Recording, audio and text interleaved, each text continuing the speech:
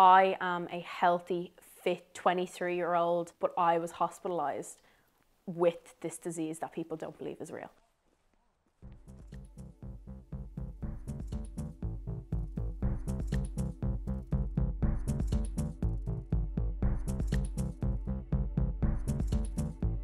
On 15th of March, we shut down last year and I shut my business. I'm a makeup artist, so with nightclubs closed, with weddings cancelled, TV shows cancelled, I can't work. On the third day of 2021, I was hospitalised with COVID. I went on a walk masked because I kind of was like, I'm just going to be safe. So this actual spot is exactly where I suspected I had COVID. I had a really sharp pain in my chest and I was like, do you know what, I'm gonna go home. I'm just gonna ring a doctor. I was like, I'll ring a doctor, I'll get a test, it'll turn out negative. I went from here to here in the matter of a couple of hours. It was like falling off a cliff. I felt fine and I then just couldn't move.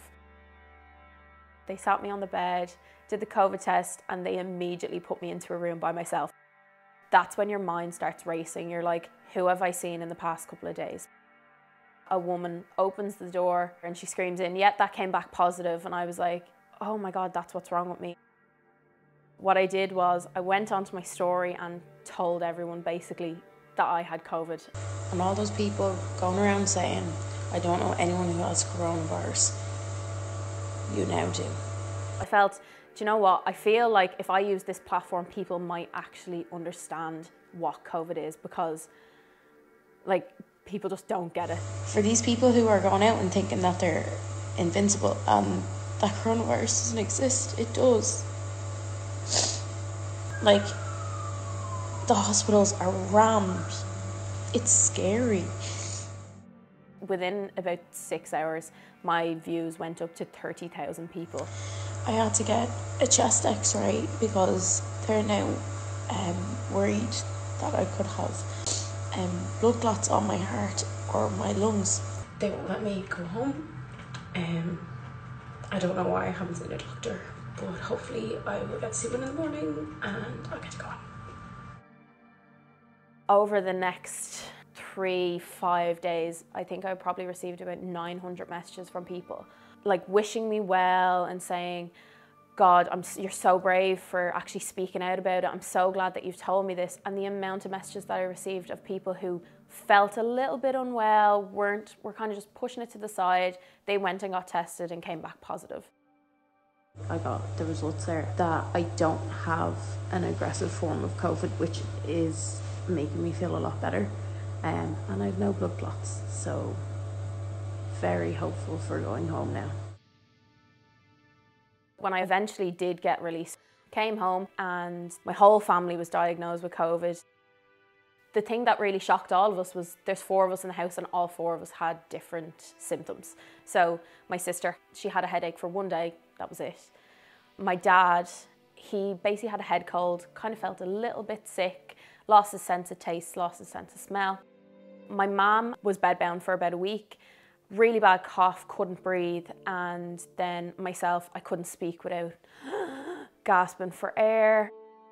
Even like bend down to pick up the shampoo in the shower. I'm just finding I am so out of breath so easily. I couldn't leave the bed for a week because as soon as I was coming down the stairs, I'd have to sit and I'd be like, breathe through it.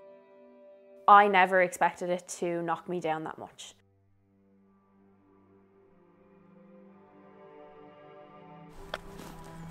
It's still affecting me, so I'm 2 months down the line now and I still have to catch my breath. I'm scared for in 2, 3, 4 months time when we do go back to normal and I go back to playing my football and I go back to the gym, what is my reaction or my body's reaction going to be? The thing that I'm pushing to people is if you leave your house, you do not know how this is going to affect you. I survived it, but that doesn't mean you were. You could react completely different to me. And especially as a 23-year-old, like I'm young, I'm fit, and I'm healthy. There was a chance still that I could not have came out of the hospital. And that's really scary.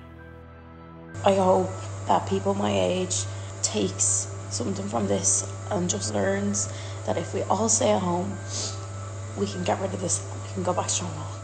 I think you need to realise that you're not invincible, because I nearly thought I was, but when you get it, you get a bit of a reality check and you're like, you're not invincible.